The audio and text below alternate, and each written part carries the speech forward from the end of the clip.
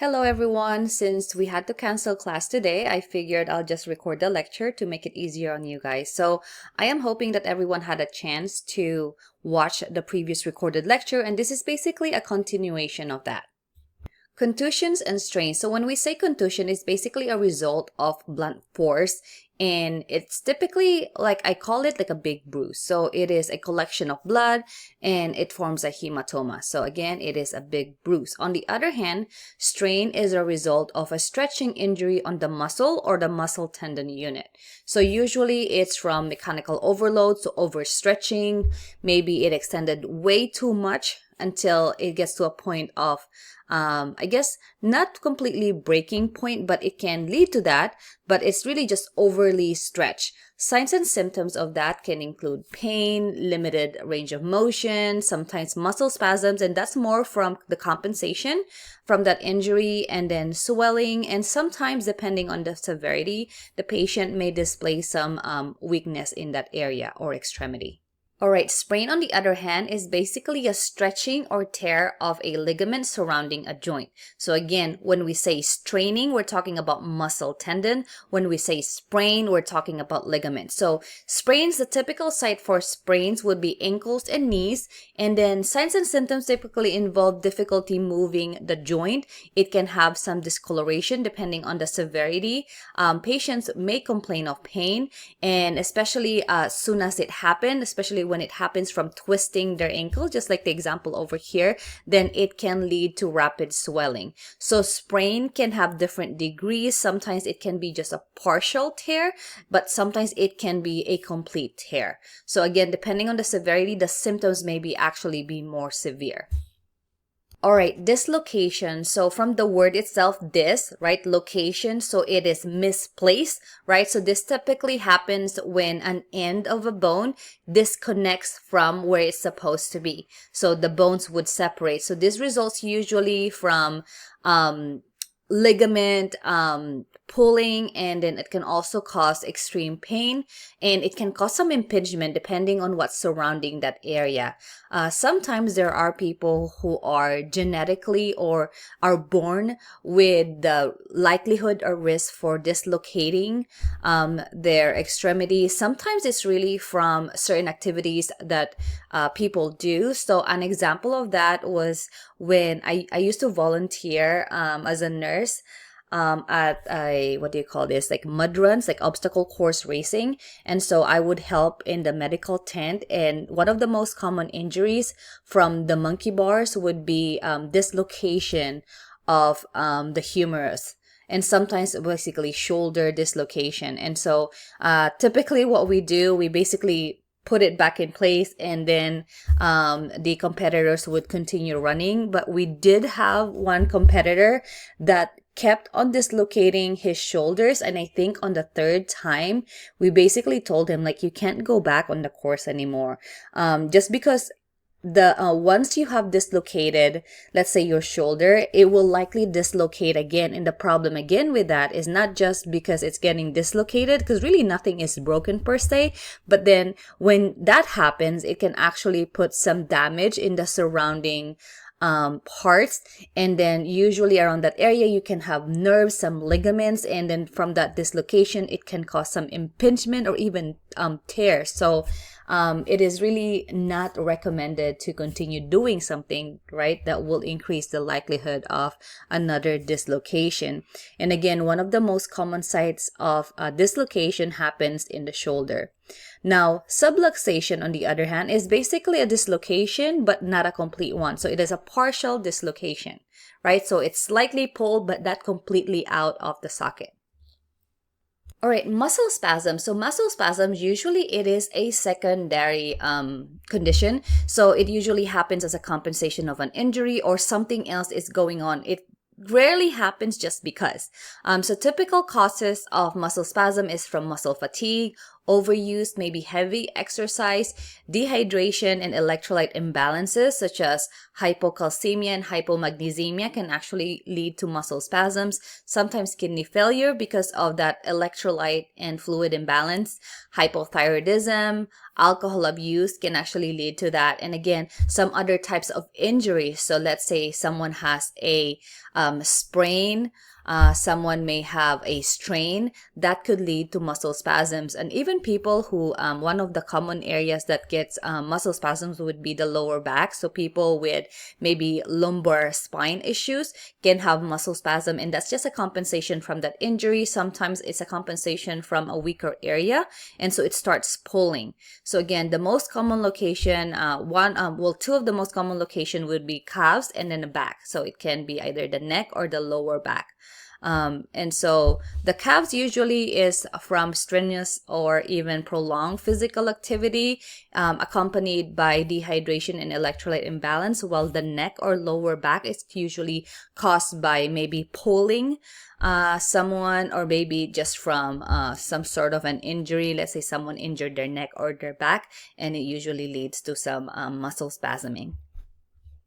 So muscle spasms, they typically go away on their own, depending on the severity and the cause. So typically it is short term. It usually goes away depending on the patient and again the cause. So sometimes it goes away within minutes to hours. But let's say if they have a little bit more of a chronic issue that's causing the muscle spasm, it may take months, even years, for them to recover. And sometimes after recovery, they may do something that could exacerbate another muscle spasm. So how do we treat muscle spasm? So again, depending on the cause, right? So if the cause is dehydration, then we can rehydrate the patient. Now, there are other ways to kind of relax the muscle. So sometimes just relaxation, because actually, believe it or not, too much stress can actually trigger muscle spasm, just really being tense. So just doing some relaxation techniques, yoga, massage, and then heat could actually help with that. One thing that people sometimes get confused about when it comes to heat and warm compress. So when you have something spasming, right, the muscle is tight, you want to avoid putting something cold, because that will actually cause the muscle to tense up a little bit more. So what you want to do is actually apply warm compress. Now, I do understand though that there are instances wherein maybe the muscle spasm is caused by maybe a recent injury that caused an inflammation. So when it comes to inflammation itself, especially within the joints, you want to apply cold compress. So again, depending on your situation, but typically muscle spasms,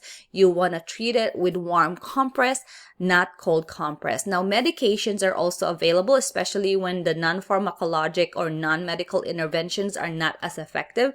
Although we want to avoid them, sometimes you need them. So you can give patients a muscle relaxants such as Flexeril, so cyclobenzaprine, baclofen is also one of them, carisoprodol or Soma, that's another one. NSAIDs, right? So if it is caused by inflammation, or if also it is accompanied by inflammation, so just administering NSAID for inflammation as well as pain control can actually help, because muscle spasm can cause pain, right? Opioid analgesics, although it's not our number one preference, it is something to be considered again, especially if the pain is intolerable and it is affecting the patient's quality of life. But again, it's not usually your first line of treatment. And then you also have steroid administration, again, if this is maybe caused by some sort of inflammatory process or caused by inflammation. Now, if we know that it is caused by electrolyte imbalance, such as hypocalcemia, then we may need to administer calcium supplements, such as, and also vitamin D supplements to help with that calcium absorption, as well as magnesium replacement. So as you can recall from your electrolyte lecture, right, administering magnesium can actually cause muscle relaxation, right? So the more magnesium the patient has, the more relaxed their muscles are going to be. So you may see that there are some oral magnesium interventions or treatment for muscle spasms, but there are also like topical magnesium, what do you call this? Magnesium medications for muscle spasms. All right, bursitis. So bursitis from the word itself, right? Burst from the word bursa, and itis, inflammation. So this is the inflammation of the bursa. So what's the bursa? Bursa is basically like a little sac that provides cushion to the bones and joint area, right? So it is a fluid-filled sac located near tendons, near large joints, and again, it provides cushion. So the function is to help with the gliding, so that the friction is diminished, and so it prevents really the anatomical parts from rubbing against each other, and it helps or promotes softer or smoother movements. So bursitis can be caused by different things, including injury. Sometimes it can be from an infection. There are people with autoimmune disorders such as rheumatoid arthritis that could actually end up with bursitis.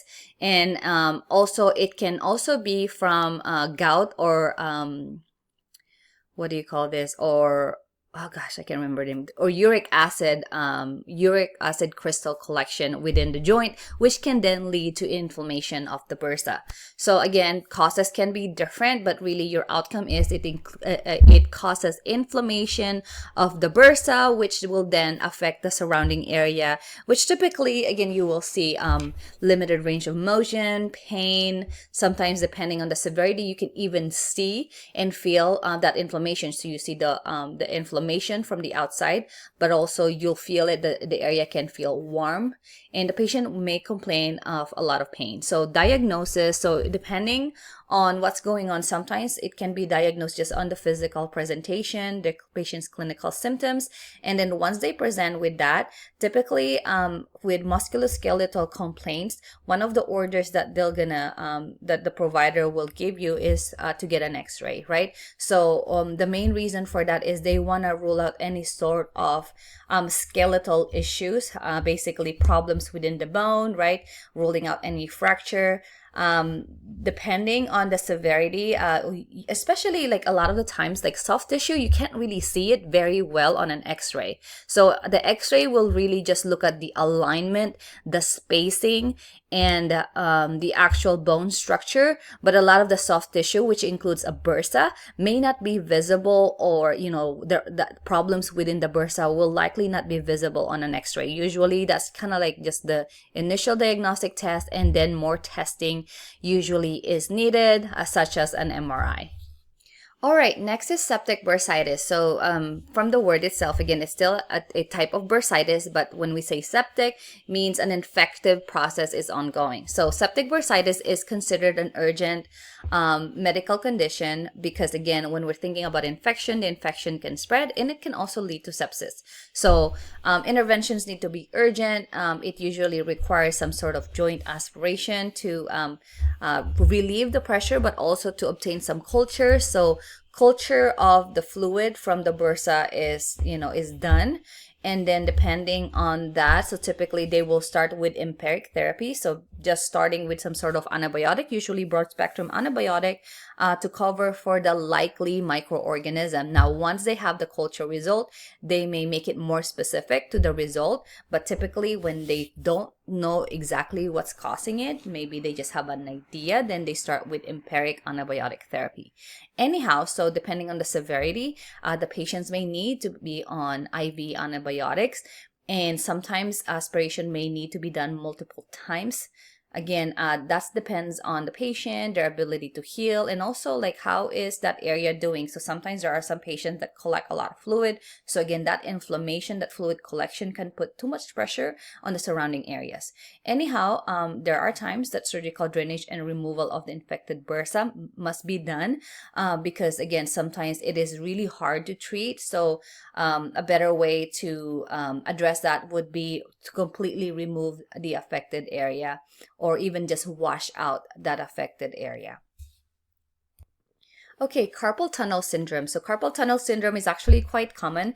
This is basically a result of the compression of the median nerve, and typically found in the arm, in the wrist area. So typically patients would complain of pain, numbness, and tingling. This is often the result of occupational activities. So specifically associated with typing or doing something repetitively. So again, this is from repetitive activities, repetitive injury, and the most most common would be from occupational. So if you have a desk job, there's always typing. Also, if you're, let's say, playing video games a lot. So my husband gets carpal tunnel from playing on the Xbox. So yeah, recreational, right? So it can be from certain sports, and then there could be other causes, but those are most common. Usually carpal tunnel is again from repetitive use. So sometimes even like texting like for too long. So our teenagers, right? So they can be at risk for getting carpal tunnel. But yeah, so it doesn't happen, like it's not something that it happens kind of like twisting an ankle. Usually this is a gradual and repetitive damage, and it gets to a point that inflammation actually exacerbates the symptoms. But what actually caused the symptoms is the creation of calcification and even scarring in that around the nerve. So it's more because it's getting compressed and irritated rather than inflammation. So typically it starts with repetitive activity that leads to inflammation, but after a while it becomes more of, even without the inflammation, sometimes just the calcification surrounding that area can cause those symptoms. So it gets to the point that even anti-inflammatory medications are not even really effective to address this. All right, so how do we diagnose, or how does a patient with carpal tunnel get diagnosed? So typically it is from obtaining history and physical, right? One of the questions would be, what kind of job do you do? What kind of activities do you do? When did it start? What makes it worse, right? Stuff like that. What are the things that you've already done? Did it work? Did it not work? How long has it been? And all those questions. So anyway, there are specific tests that the provider may actually do in order to determine if a patient may have carpal tunnel syndrome. Now, again, a lot of these tests can be a indication that the patient may have carpal tunnel, but it's not 100% accurate, right? There could be something else going on with the patient. So anyway, one of the common tests, and sometimes they would ask it on the NCLEX, would be the Fallon test. So Fallon test is basically asking the patient to put their hands together like this and kind of do it for not too prolonged, but for some time. And typically, right, if a patient has carpal tunnel, they will start feeling, the signs and symptoms of carpal tunnel, which typically is accompanied by pain, numbness, and tingling in their hands and then their forearms. So a lot of people will actually do that to themselves and try to test if they have it.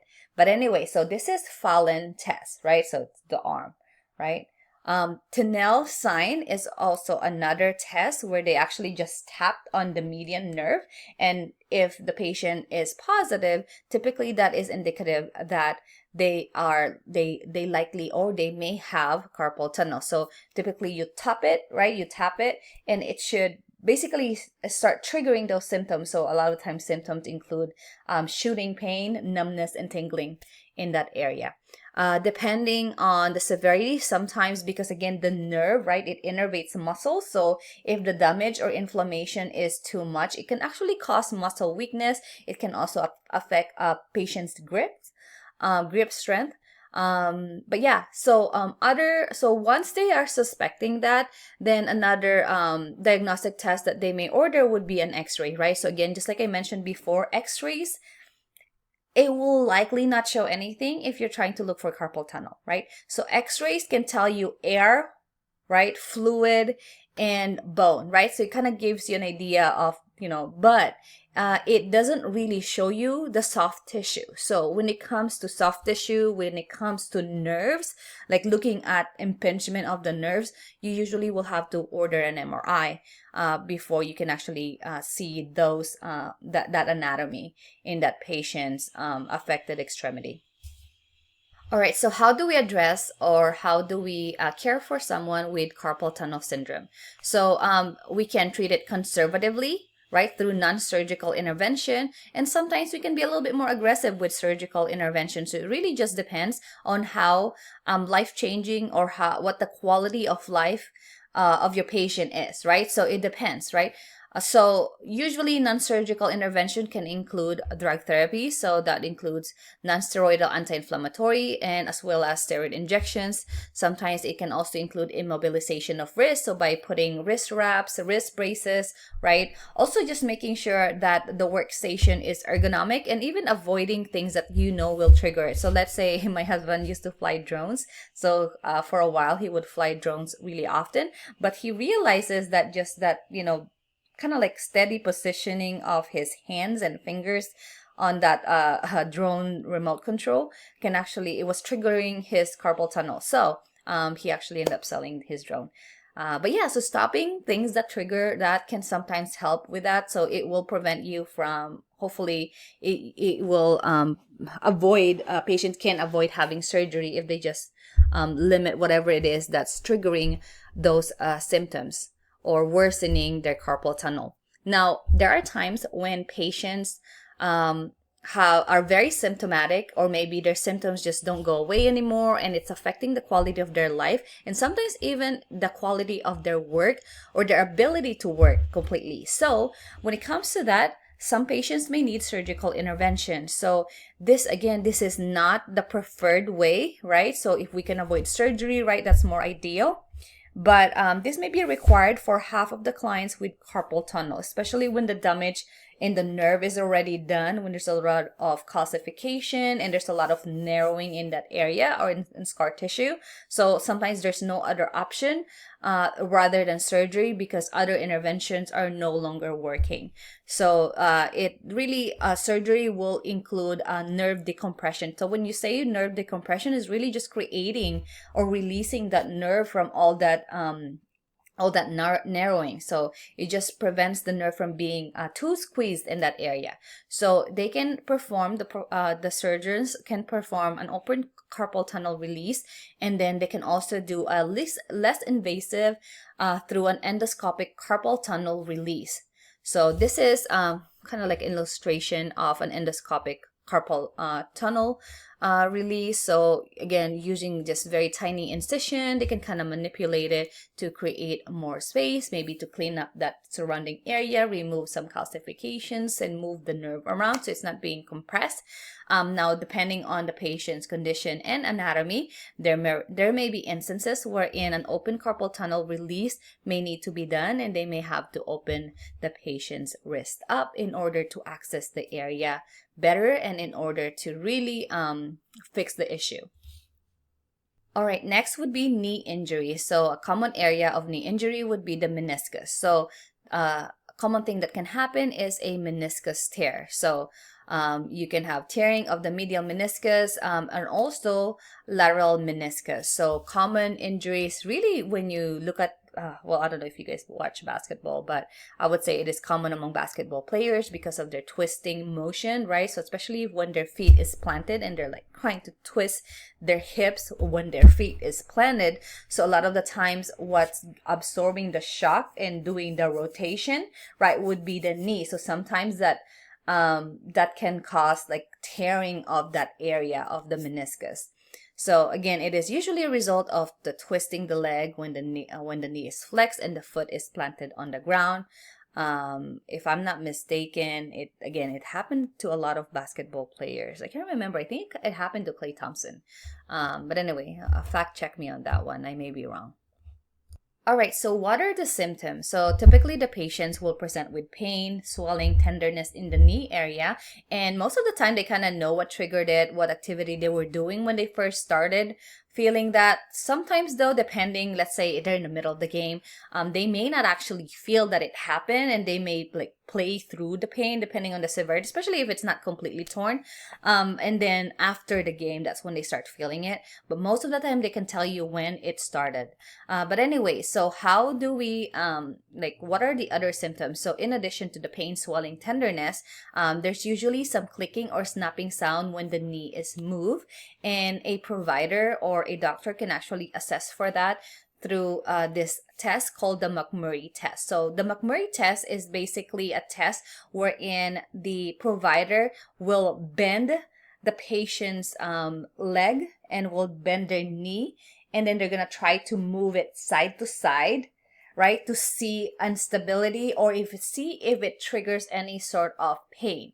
So typically, if the symptoms are triggered, if it's unsteady, if it's moving around, if the patient is in so much pain, that's usually highly indicative of a meniscus tear. All right, so what are the interventions? What are the treatments when someone tears their meniscus? So there are times, especially if it's not severe, if it's not affecting the quality of their lives, their activities, right? For some patients, they may be better off just waiting for it to heal. Hopefully it heals on its own, or, it gets better, or the symptoms may be at least manageable, right? But there are times when, let's say, all your conservative interventions, non-pharmacologic interventions have been used and nothing is working, or the symptoms are getting worse, or again, it is affecting the patient's quality of life or even their ability to do their work, then they may need surgery. So they can have a partial or total meniscectomy, right? Partial, they just remove part of the meniscus, maybe that broken area, and then sometimes they may have a total meniscectomy. So again, it really just depends on the severity. The main thing to note here is your post-op care, right? So post-op care, one of your priority, especially when you have a patient having surgical procedure, regardless of what it is, right, of an extremity, is really making sure that you do your neurovascular check and comparing one side versus the other. And also, hopefully, you have already done your baseline assessment so you can compare right before surgery, after surgery, so you know if it got better, it got worse, or maybe if the patient is having any other complications. So in addition to your neurovascular checks, your 6Ps, you also want to check for bleeding, and also making sure that you're educating your patients when it comes to leg exercises. So typically, the doctor will give recommendation on what activities to do after a knee surgery. But one of the things that you don't want to do, especially once the provider has already given the patient clearance to start physical activity, is to not move at all, right? So whenever, a lot of times when you have joint procedures, you want the patient to have physical therapy so that it doesn't get stiff, right? You want their mobility to get back to as close to normal as possible. And really the key to that is being active and making sure that they're doing their range of motion, and doing their actual rehabilitation physical exercises. All right, now that we're done with specific type of injuries, let's talk about in general, like soft tissue trauma. So again, that can be like, from twisting the ankle, maybe getting, bumping something against, a hard surface, right? So soft tissue trauma. So no fracture, right? There's no, again, it's not as major as a meniscal tear. But anyway, so when it comes to addressing soft tissue trauma, the main goal is really to control swelling and pain. And your main interventions, and I'm sure many of you have heard of this before, would be rest, ice, compression, and elevation, or RICE, RICE. So when it comes to, again, so let's say your patient twisted their ankle, right? What do you do usually? You would make sure that they're resting it. You don't want to do any activity that could exacerbate the symptoms. And also you want to ice it, right? Icing does two things, right? It helps with the pain, right? So it kind of numbs the area because it's so cold, but also it decreases the inflammation because it causes vasoconstriction in that area. And then compression, it helps with the swelling as well. It keeps, it kind of causes some stabilization, especially if it's a joint. And then elevation will also help with the pain and would also help with the swelling.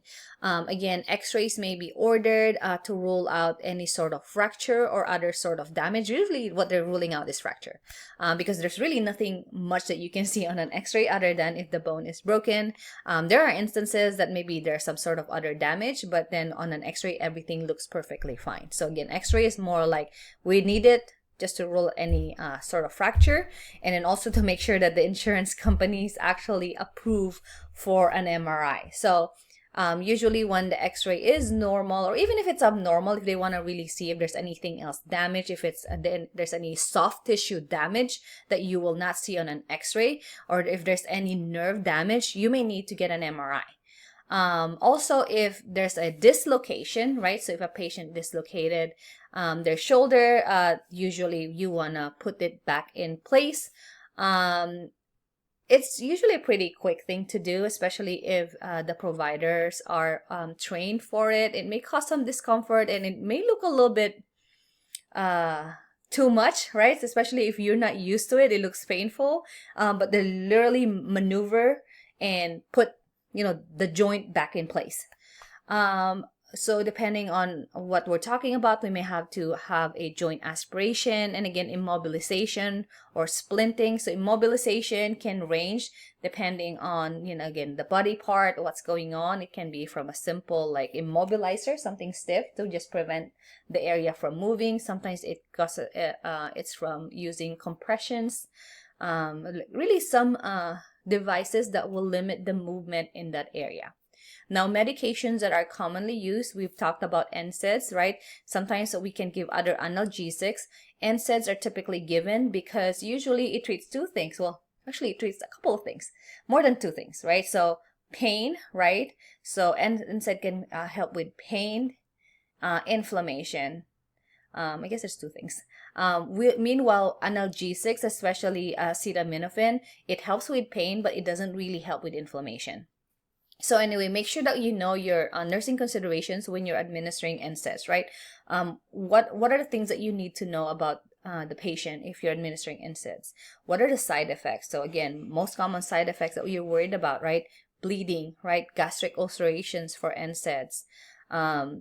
Crazy enough, NSAIDs can actually increase a patient's blood pressure. So we need to be careful with that, and we need to educate our patients with that. Although they're NSAIDs, right? Ibuprofen, right, is an NSAID, and aspirin is an NSAID. You know how aspirin, we use it to prevent clots from forming. The crazy thing is, NSAID, there's actually a black box warning on ibuprofen that it can actually lead to stroke. Right? So isn't it crazy? One NSAID helps prevent stroke and the other one can actually cause stroke. Another medication that we typically give would be cortisone or steroid, either some localized shots, or sometimes it can be systemic, sometimes it can be in the form of pill, or maybe a parenteral IM or IV injection. So again, know your side effects, your steroid side effects, especially systemic side effects, which are your GHATs, right? Gastric ulceration, hyperglycemia, adrenal insufficiency with abrupt discontinuation, thromboembolism, and susceptibility to infection. Now, antibiotics may be given if they're thinking, especially if it's a septic type of bursitis or even septic type of arthritis. So these are your problem list for soft tissue injury. I'm really just not gonna go over each one of them because I think we kind of covered that, and some of them they're pretty much self-explanatory, right? So you have physical mobility issues, right? Patient education, the importance of patient education, pain, the treatment of pain. What does RICE mean, right? What medications do we give? But yeah. Let's switch over to fractures. So now we're going to talk about more serious type of injuries. But yeah, so bear with me. It is going to be a longer lecture. Usually we do this in class, but since we don't have class today, you'll have to just listen to this lecture. But anyway, so signs and symptoms of fracture. Typically, it is accompanied by pain. There is diminished range of motion. That's the reason why, I don't know if you, as a child, if you've ever fallen, and then your parents would be like, okay, stand up, walk, right? And so once you are able to bear weight and move, that, they're fine, right? So that's really what it is, right? So usually a fracture is accompanied by pain, diminished range of motion.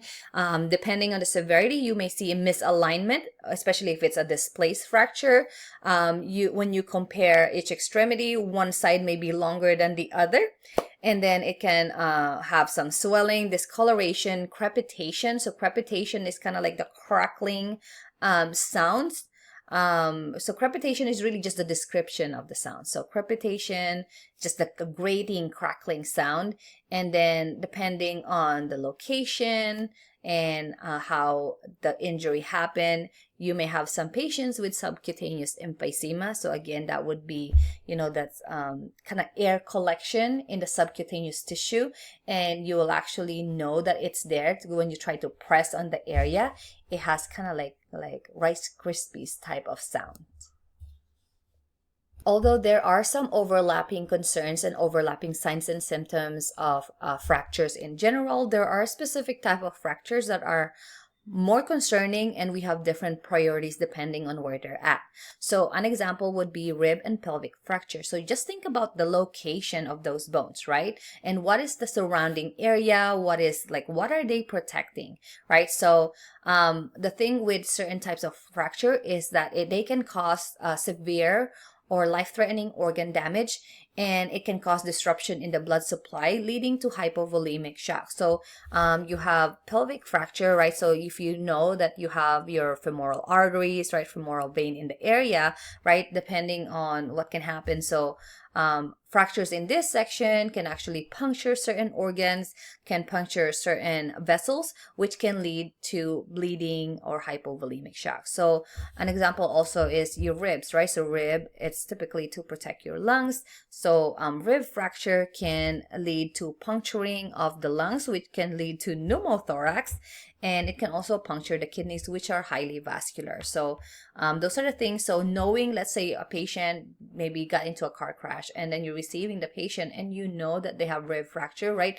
Those are the things that you need to keep in mind. Where is the rib fracture and what surrounding organs are there? And so knowing which organs are likely affected, you're also anticipating potential, what you should be assessing, right? And also potential manifestations and potential interventions. So let's say your patients have a rib fracture, right? And then you're going to assess the lungs, right? You're going to assess the lung sounds, your patient's respiratory status, such as respiratory rate, lung sounds, right? Their any sort of their work of breathing, maybe the tracheal alignment, and also presence of subcutaneous emphysema. So usually pneumothorax, one of their symptoms would be subcutaneous emphysema. So when you pressing on their kind of their skin, right, you can hear crackling sounds.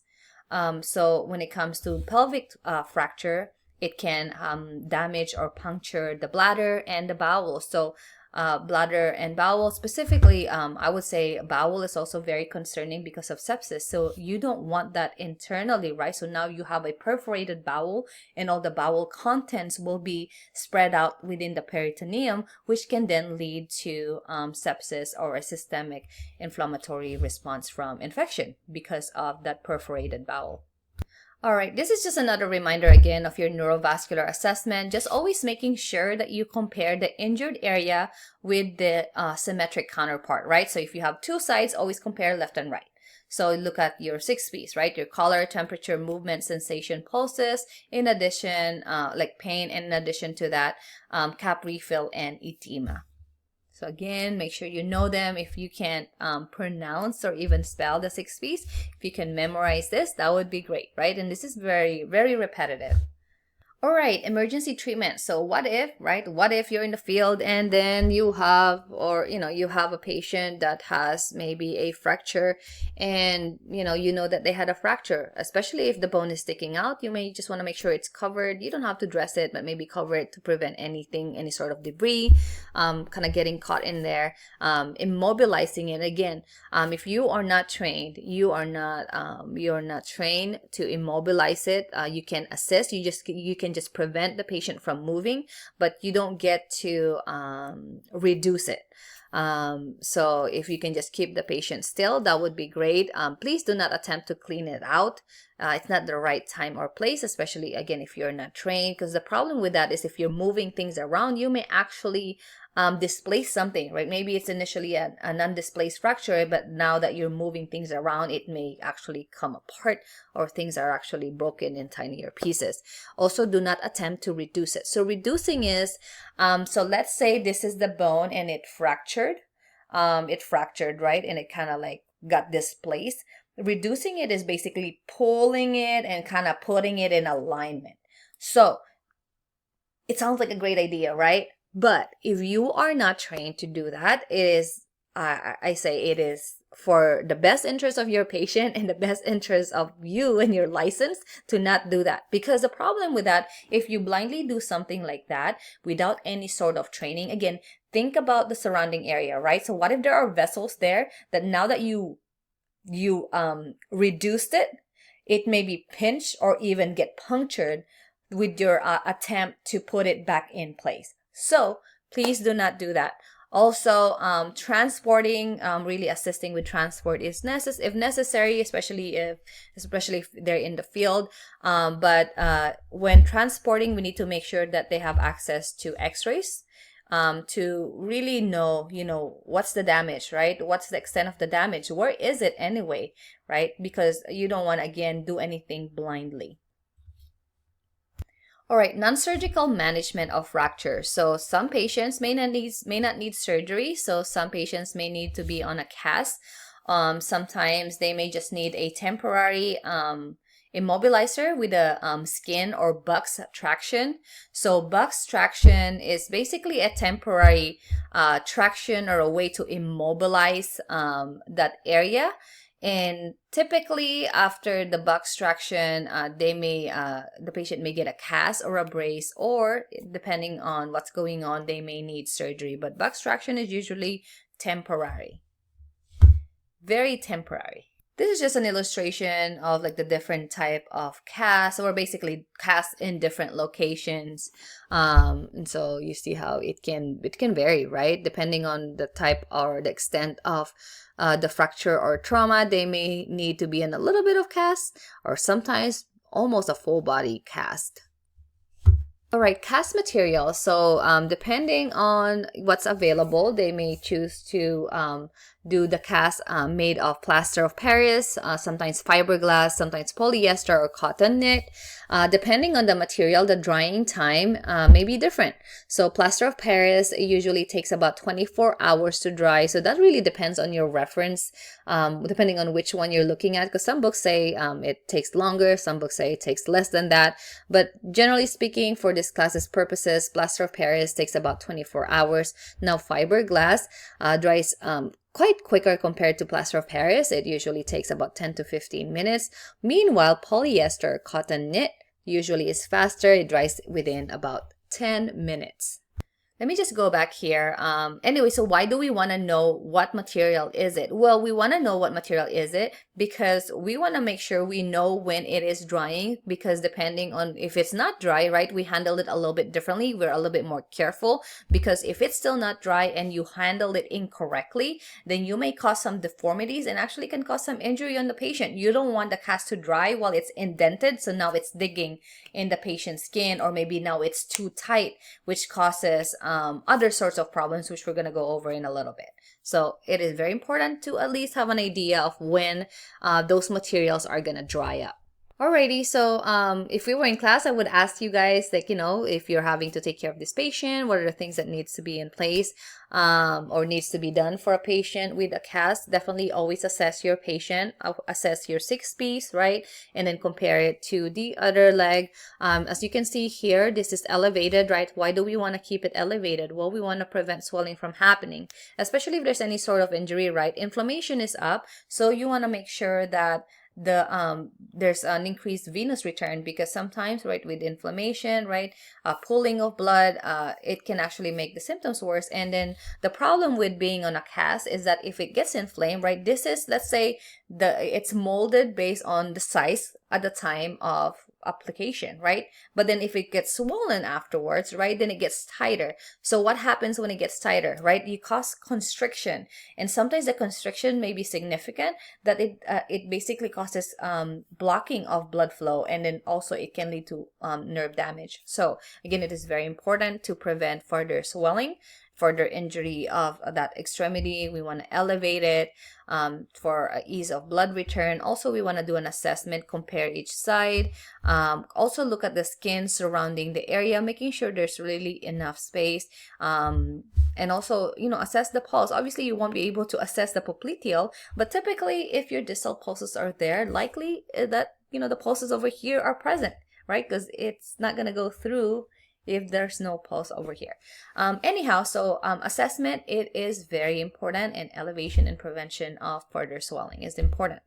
Okay, cast care. So in addition to what I already mentioned, right, we want to make sure that we really handle it with care, especially while it's drying. So when it's drying, we don't use our fingers. We don't use to grab it, right? Because again, it can cause some indentation. We usually use our palm, right? We don't close our hands and squeeze it. Also, elevating with pills, we talked about neurovascular status, neurovascular assessment. It's important. We also want to look at, is it too tight? We can also ask the patients, right? Do you have numbness and tingling that wasn't there to begin with? Also, notice any sort of drainage. So the problem also, they may develop some ulcerations underneath the cast, and it can get infected. So we want to look at drainage. We want to look at other signs and symptoms of potential infections as well, or even a foul smell. One thing to also consider is sometimes patients will complain of itching.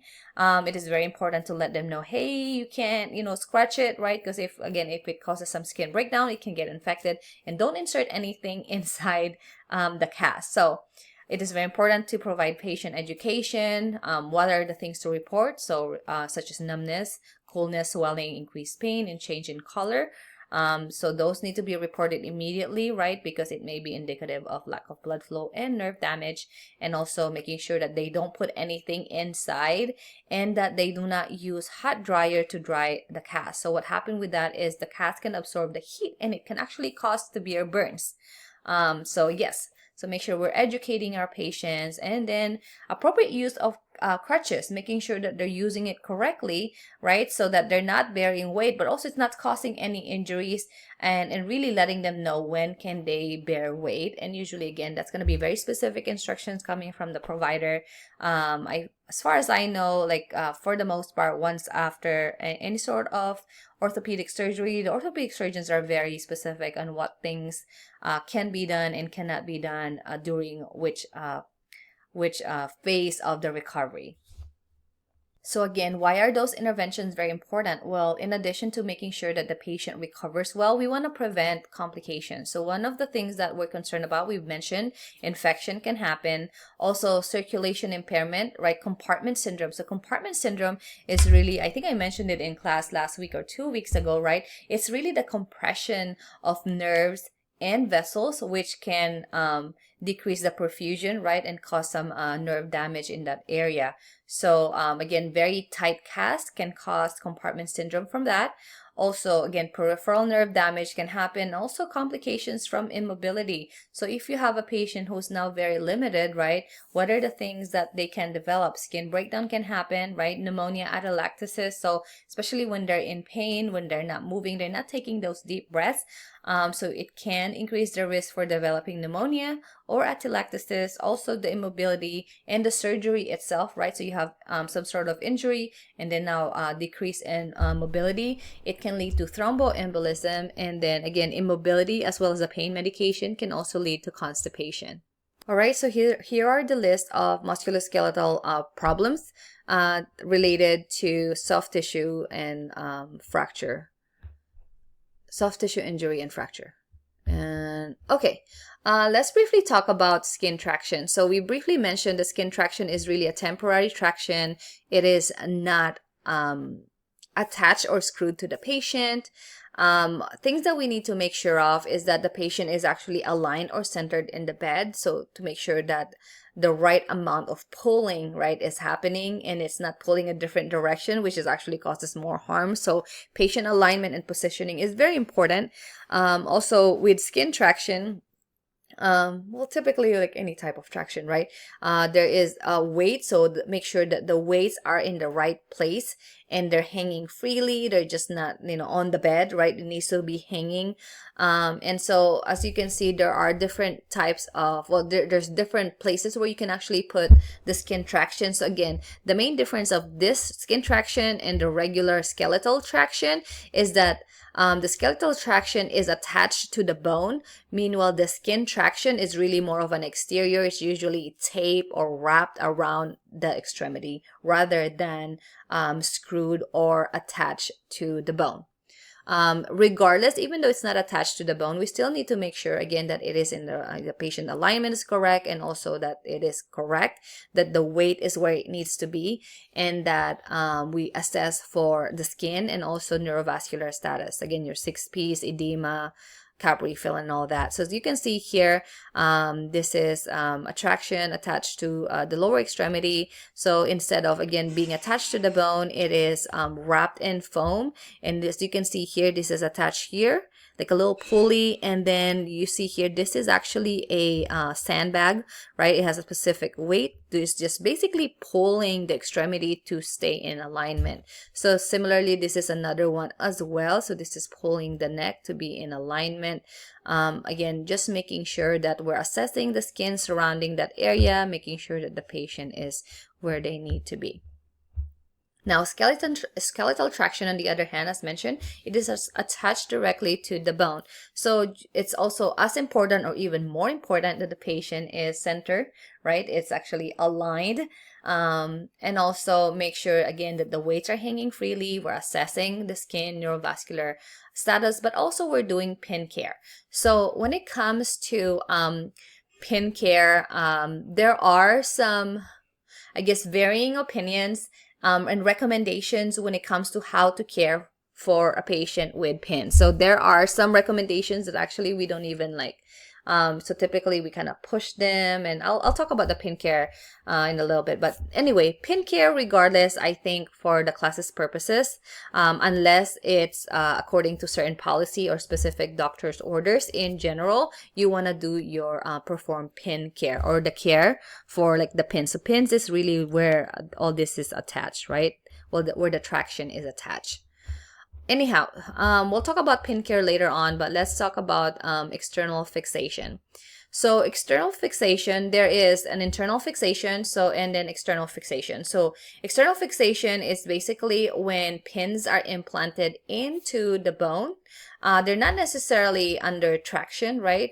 Sometimes they are just they're attached to a metal frame to just keep in alignment without having to have the weight. So depending on the patient, they may just have that, right, without having the traction. Anyhow, they also have pins, and so it is attached into the bone, and they have an external frame. Again, just like with anything, you want to do your neurovascular checks at the very minimum every 4 hours, and making sure that we're elevating the extremity to prevent swelling and to kind of help with the blood return. Okay, let's talk about routine pin care. So regardless, whether it's traction, whether it's a pin from the external fixation, you want to make sure that you do a routine pin care. So again, this may be controversial. There are some studies out there that's saying that we shouldn't be doing it, and there are some that they say we should do it. I know I heard from someone who works at Current Medical that they actually have recommendations against pin care.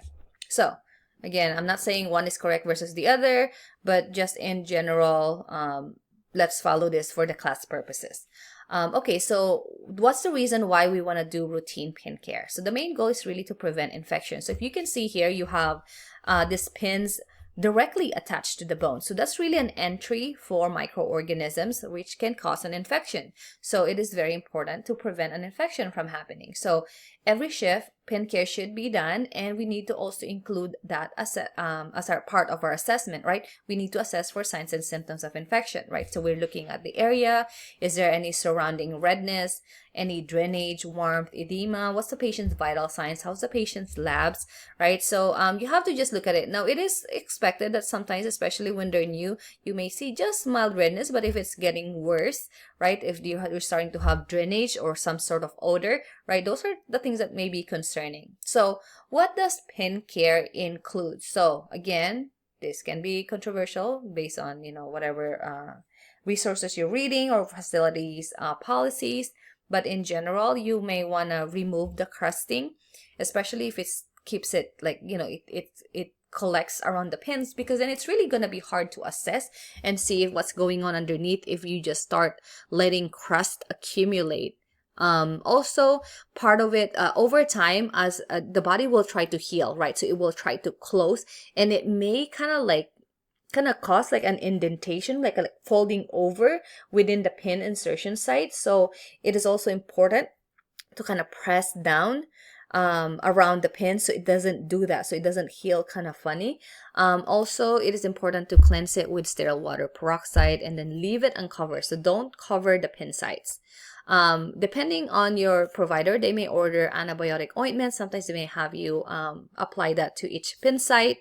But infection is really one thing that we're concerned about, because that infection can lead to osteomyelitis, and osteomyelitis can lead to sepsis. But anyway, so that's the main rationale for it. All right, we talked about earlier external fixation. You know how the metal bars were outside and you can see the pin. Now there's also patients who are candidates for open reduction with internal fixation. So in this case, the patient's, the surgeon will open up, right, the affected area and will put plates and screws to hold the bone in place. So when you have a patient with open reduction, right, this just really allows the provider or surgeon to visualize the area better in comparison to a close, like an external fixation. Usually it's just from the outside, right? They just screw it from the outside. There's really no need to open. This one, they will have to open it up. And so they would use metal pins, screws, rods, plates, and prosthetic devices to immobilize the fracture during healing and really to prevent it from moving around so it heals better, so it doesn't heal kind of funny. A story that I usually share to my students, I think every semester, or I don't know, maybe I shared it with you guys, but anyway, so I think I already mentioned that my grandma is very stubborn. I think I told you guys that she did not like to use her walker and she gave it away to the neighbors because she said that the neighbors needed more than she did. Needless to say, my grandma fell a couple of times, maybe more. So she doesn't want to use her walker, doesn't want to use a cane, and so she'd rather hold on to the wall, hold on to like the furnitures, but sometimes the furnitures are not steady. Needless to say, she fell, and so she broke her arm. She didn't want to go. I think she went to the doctor, but she didn't want a procedure done. So it's basically like her fracture was kind of misaligned, but she was like, nope, it hurts. I want you to leave me alone. So they can't force her to have surgery. So needless to say, she didn't do surgery. Now, couple of years later, she just looks at her arm and she goes, my arm is crooked. She said, I don't like how it looks. And then she goes to her doctor and she said, can you fix this? Can you make it straight? And so the doctor is like, one, you're older. I don't really recommend it now. But two, it's already healed. It's been like years. So literally like 5 to even 8 years after she fractured it, she noticed that it healed funny. And so anyway, so she asked the doctor, hey, can you fix it? And so the doctor said, in order for me to straighten your arm, I'll have to basically break your arm again and then correct the alignment, which I don't recommend at your age. Anyway, so needless to say, we just had to leave her arm crooked. She just had to accept that because, again, there are risks. I mean, there's really no need because it's really the function is fine. It's not causing her any pain. It's just a little crooked. But anyway, so that's open reduction with internal fixation for you, right? It allows for the proper healing of the bones. Okay, fractures of the hip. So fracture of the hip It can be intracapsular or extracapsular. Regardless, if it's a fracture of the hip, one thing that we need to kind of look into is where is it located and what are the surrounding parts, right? So when you're looking at this, that area is highly vascular. So knowing that it's highly vascular, the problem with hip fracture is that it can actually cause puncturing, laceration of those vessels that could lead to bleeding, or sometimes even just the impingement. Let's say you don't puncture it, it can just lead to impingement. So you're thinking about perfusion, right? So either from blood loss or from the impingement. But anyway, so fractures that are intracapsular, so the fracture happens here within the capsule. Extracapsular is basically outside the capsule, right? So usually around the neck area of the femur. Signs and symptoms of a hip fracture. So there's usually pain in hip or groin area. There may be some edema, stiffness, and bruising.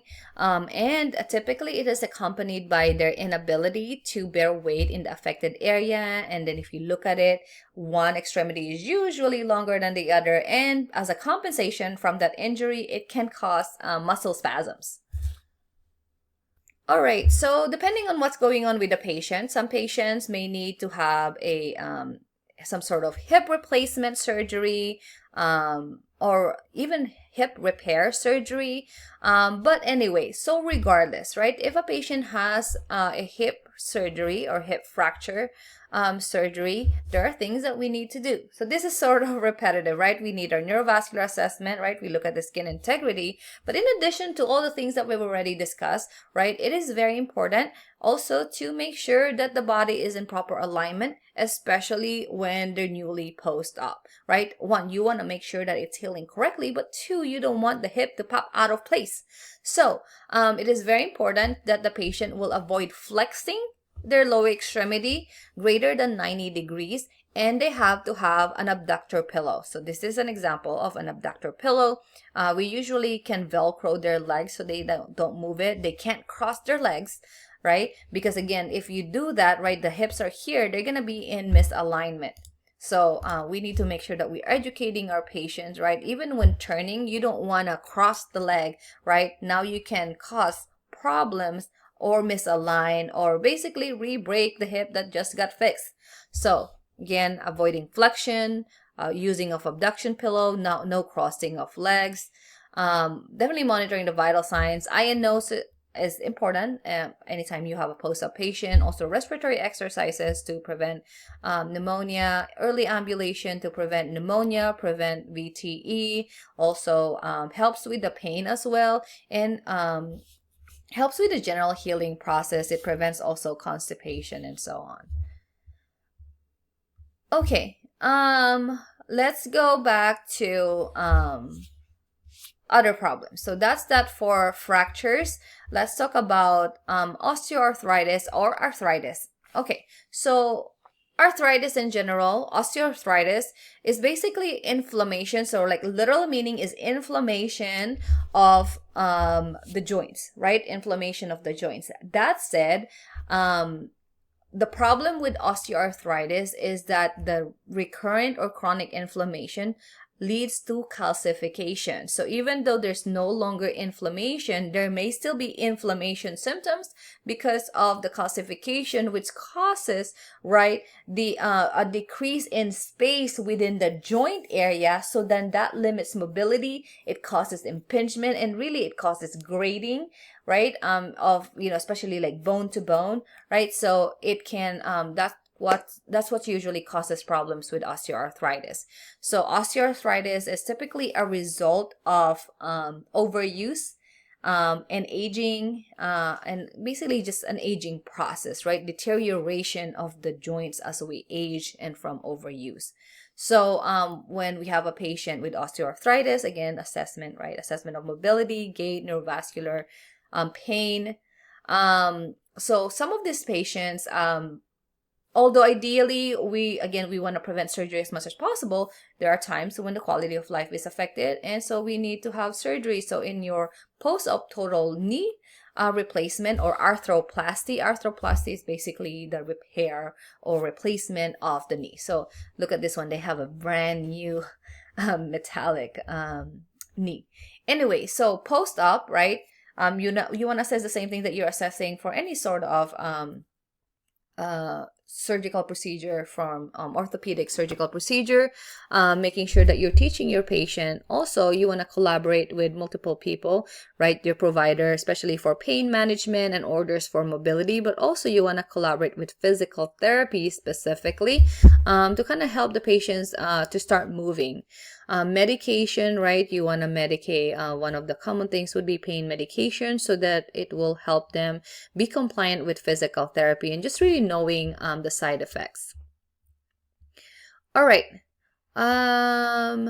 Sorry, we're like switching topics. There's so many like random different topics here. But anyway, now let's switch to compression fractures of the spine. So compression fracture is basically typically happens as a result of osteoporosis. So what is osteoporosis? We're going to go over it in a little bit, but really in general, it is a thinning of the bone, right? So compression fracture. So depending on the patient, right, especially it usually happens as they're older, when they get older. So sometimes we just have to do non-surgical or conservative management. So that includes bed rest, analgesic, and physical therapy, and also making sure that they're bracing and preventing any sort of activity that could increase the risk for another fracture. There are, however, minimally invasive surgeries such as vertebroplasty, kyphoplasty, and then some patients may need to have a halo immobilizer depending on the location of the fracture. So let's talk about the different interventions associated with specific injuries and specific interventions. Okay, so let's say you have a patient with a cervical spine injury. These patients may need to be on a traction, right, to keep everything in alignment. And these patients may have a halo, right? So halo is basically, it is attached, right, to the head to really keep the neck in alignment to avoid bending, right? So if you have a fracture or even some sort of a compression of the nerve, you don't want to have certain movements, right, that could displace it or could actually cause a cord compression. So this specific device or halo is used in non-displaced cervical fracture, right? So if there's a fracture but it's not out of alignment, they may not need surgery. They may just need to keep this aligned until it heals. All right, so again, like with anything, you have to have your neurovascular assessment, especially right now you're like involving the spine. So numbness, tingling, mobility, and all that, your 6 Ps, right? Also assess for surgical site if they ended up with the surgery, analyze labs depending on what you're looking at, right? Especially infection, and you want to look at WBC, neutrophils, and so on. Administer certain medications, mainly your pain medication, maybe some anti-inflammatory depending on what's going on. And then log rolling. So log rolling means that when you roll the patient, everything is in alignment. So you turn it all at once rather than, let's say, the first part of the body is turned and then the second half is turned, right? So you're causing the spine to go to different directions. No, you want the spine to go to the same direction all at once to prevent any complication or further damage or further injury. Well, why are we worried about that anyway? Well, we're worried about that because there could be some complications of fractures, right? So again, let's talk about the different complications of fractures in general. So what can happen? Fractures can lead to acute compartment syndrome. So acute compartment syndrome is typically a result from a crushing injury. So with this one, compartment syndrome can be also from the cast itself because of the compression of the cast, especially if it's not applied appropriately or the care was not appropriate, especially as it was drying. But also it can happen from the injury itself. So if it's a crushing injury, it can cause inflammation of the muscle fibers, and then which can put a lot of pressure from within, which will then compress circulation as well as the nerve. Shock can happen. Again, we talked about it, right? Depending on the location, it can puncture certain vessels, which can lead to bleeding. Also fat embolism, especially your large bones such as the femur. So if it breaks off, right, and we know that the inside there has the marrow, it has some fat, so that can actually migrate, right, and cause a fat embolism. We've talked about infection, which is really the infection within the bone. There's also ischemic necrosis, so necrosis or tissue death due to lack of perfusion. Some patients may have some fracture blisters, and then just like I told you guys about, my grandma's fracture healing with her, she had a malunion. Okay, so delayed union, non-union, and malunion. What are those? So delayed union is basically when the fracture takes a long time to heal, right? Non-union is when it never fully closes or heals. Malunion, on the other hand, is it heals, but it is not aligned, right? It heals inappropriately. And then another concern would be DVTs or deep vein thrombosis. And again, it can be because of the combination of the injury itself, right, in association with immobility. Okay, we're almost done, I promise. Anyway, now we're going to talk about acute compartment syndrome. So what is acute compartment syndrome? So I kind of talked about it already, right? It actually causes a compartmentalization, right? When you say compartment, they're little spaces. Okay, so little spaces, it causes a narrowing that causes compression. So it is really a result of that edema cycle from an injury. So it can cause ischemia or decreased blood flow, but over time, right, if you have lack of perfusion, it can actually lead to tissue death. So the most common site of acute compartment syndrome would be the lower extremity and the forearm. So extremities really, because those are usually the ones that when you, sorry, like my camera's not the best. When you put a lot of pressure, right, you are basically putting pressure on those nerves. It's really hard to get compartment syndrome on the bigger parts of the body. They're typically in the extremities. Not that it never happens, right? It can happen, but it's typically in your extremities. Now, there are internal and external causes, right? So internal can be from either hemorrhage or really just from a crushing injury. External can be from a cast or constrictive dressings. Again, this is my example. So imagine just putting a rubber band around your wrist and just leave it there, right? And there's some people who put multiple ones and just see how it works, right? That over time, the circulation will go down. Your hands will feel numb, tingly. Sometimes it may even turn kind of purplish, like probably pale at first, and it starts turning purple. Anyway, so the edema or inflammation of the surrounding tissue is what causes the pressure, which then compresses the nerves and compresses the vessels, which can lead to the pain, which is one of the symptoms, and then it can lead to all the other symptoms that basically can signify a lack of perfusion, which over time, especially if we don't act fast, it can even lead to necrosis or tissue death, which a result would be losing that extremity, right? So that is an emergency. All right, so what are the signs and symptoms of compartment syndrome? So some of the signs and symptoms that I mentioned already is numbness and tingling, paresthesia, pallor of the tissue, weak pulses, right? Pain with passive movement or extremity, coolness, paresis or muscle weakness, and paleness. But yeah, so really think about your 6 P's, right? Does that sound familiar, right? Acute compartment syndrome. So a lot of these symptoms, right, is really like, look at your, very similar to acute arterial occlusions, symptoms. All right, so I just want to show you guys an intervention that we do for patients who may have acute compartment syndrome from the inflammation of the fascia. So fascia is basically your like muscle fiber groups.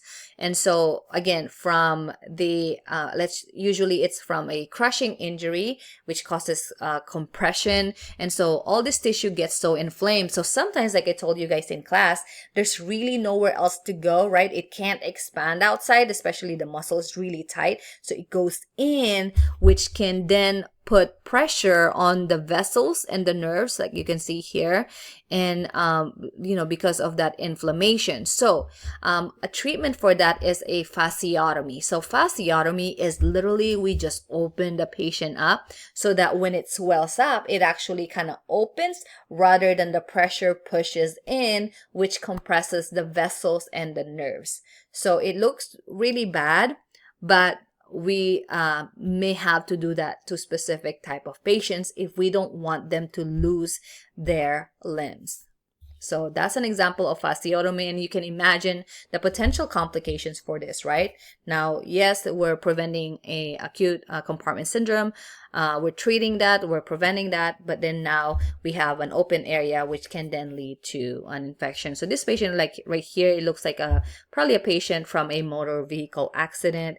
And again, this is you see you have your external fixators, they have the pins, but in addition to that, you have like all these open areas to again treat the compartment syndrome through fasciotomy. Anyway, that's all I have for you guys. I will see you next week. Good luck on your psych exam, and good luck on your, if you haven't taken it yet, good luck on your med-surg quiz. You don't have to listen to this in one sitting, but I say please listen, watch the lecture, and please let me know if you have any questions or concerns. All right, see you next week. Bye.